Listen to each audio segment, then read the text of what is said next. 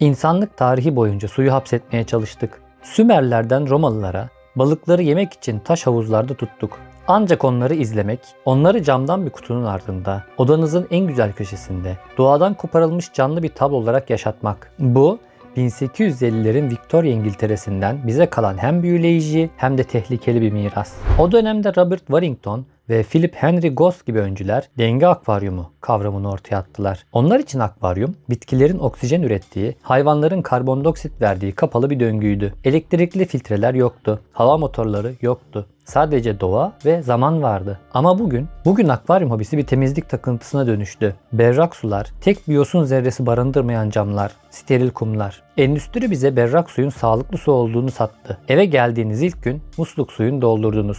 O sihirli hazır bakteri şişesini döktünüz ve yaşamın başladığını sandınız. Ama yanıldınız. O berrak su aslında kimyasal bir çöl. Ve bu çölün içinde görünmez bir fırtına kopmak üzere. Biz buna yeni tank sendromu diyoruz. Hobiciler buna felaket diyor. Ama aslında bu doğanın sabırsızlığa verdiği acımasız bir cevaptır. Bugün o görünmez fırtınanın içine gireceğiz. 45 gün sürecek bir sessizliğin, görünmez bir imparatorluğun kuruluş hikayesini anlatacağız.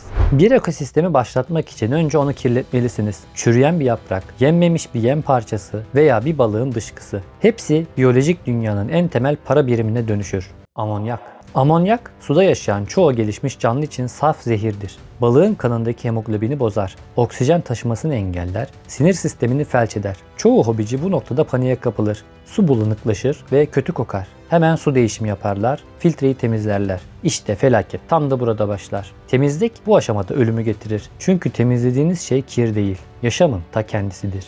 Yıllarca yalan söylendi ya da en azından eksik anlatıldı. Akvaryum kitapları, forumlar, hatta pet shop çalışanları hepsi size azot döngüsünü birkaç bakterinin yönettiğini söyledi. Bakteri kültürü ekle ve döngü başlasın dediler. Ancak son 15 yılda yapılan analizler ve DNA dizilme çalışmaları tatlı su akvaryumlarında oyunun kurallarının çok farklı olduğunu gösterdi. Arkelerle tanışın. Özellikle amonyak oksitleyen arkeler. Onlar bakteri değil, yaşamın bakterilerden ve ökaryotlardan yani bizden tamamen ayrı, üçüncü alanını oluşturan kadim canlılar. Araştırmalar tipik bir tatlı su akvaryumunun biyofiltresinde arkelerin bakterilerden çok daha baskın olduğunu kanıtladı. Neden mi? Çünkü arkeler oligotrofiktir. Yani çok düşük amonyak seviyelerinde bile hayatta kalabilirler ve enerji üretebilirler. Sizin kristal berraklığındaki tanklarınızdaki bakteriler açlıktan ölürken arkeler gelişir. Ama bir sorun var. Arkeler inanılmaz derecede yavaştır. Bir bakteri popülasyonu saatler içinde kendini ikiye katlayabilirken bir arke kolonisi için bu süre günler, hatta haftalar alabilir. İşte sabır burada devreye girer. Sizin hızlı başlangıç şişelerinizde genellikle bu canlılar yoktur. Onlar zamanla musluk suyundan, havadan, bitkilerden, sabırla kendiliğinden gelirler. Siz her su değiştirdiğinizde, her dip çekimi yaptığınızda bu imparatorluğun temellerini yıkıyorsunuz.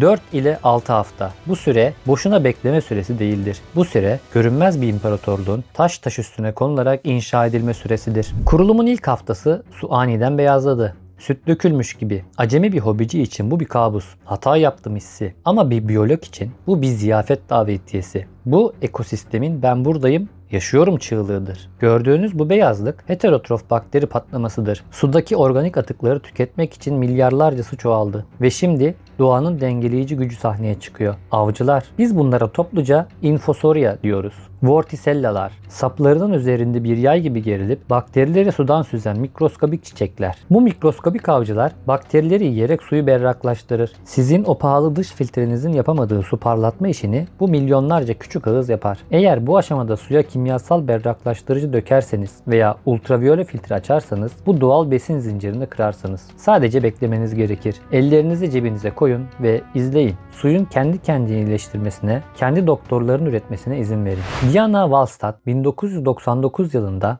Ecology of the Planted Aquarium kitabını yayınladığında akvaryum dünyasına sessiz bir bomba bıraktı. Bitkiler sadece dekor değildir dedi. Onlar en büyük, en etkili filtredir ve bize bitkilerin beslenme alışkanlıkları hakkında bildiğimiz her şeyin yanlış olduğunu gösterdi. Çoğu insan azot döngüsünün sonunda oluşan nitratı bitkilerin emdiğini sanır. Evet, emerler. Ama sadece mecbur kalırlarsa, eğer bir sucul bitkiye seçenek sunarsanız bir yandan zehirli dediğimiz amonyum, diğer yanda güvenli dediğimiz nitrat. Bitki her zaman amonyumu seçer. Neden mi? Biyokimya basit bir ekonomi yönetimidir. Nitratı bitki bünyesinde proteine dönüştürmek için büyük enerji harcar. Amonyum ise hazırdır. Doğrudan kullanılabilir. Bu, hobiciler için bir devrim niteliğinde bilgidir. Eğer akvaryumunuzda yeterince hızlı büyüyen bir bitki varsa, su mercimeği gibi, elodoya gibi o meşhur azot döngüsünü beklemenize gerek kalmayabilir. Bitkiler zehirli amonyumu bakterilerden önce kapar. Biz buna sessiz döngü diyoruz. Bitkiler sistemin sadece akciğerleri değil, aynı zamanda karaciğeridir. Ama bu hile bile bitkilerin kök salması, suya adapte olması ve fotosentez fabrikalarını kurması için zamana ihtiyaç duyar. Yine dönüp dolaşıp aynı yere geliyoruz. Sabır.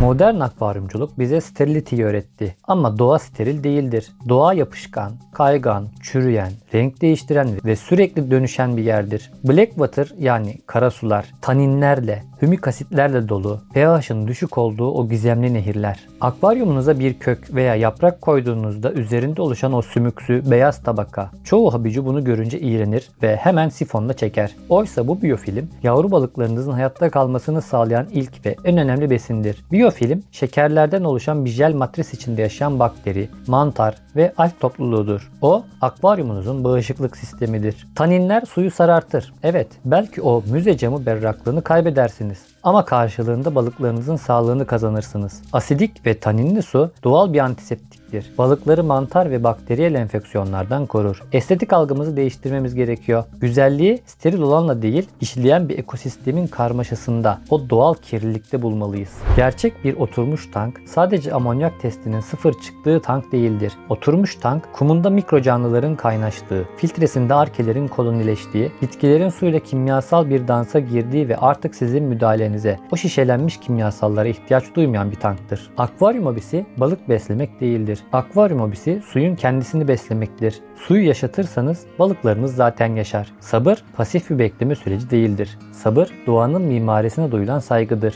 Bırakın su kirlensin, bırakın yosunlaşsın, bırakın hayat kendi yolunu bulsun. Doğa acele etmez. Yine de her şeyi tamamlar.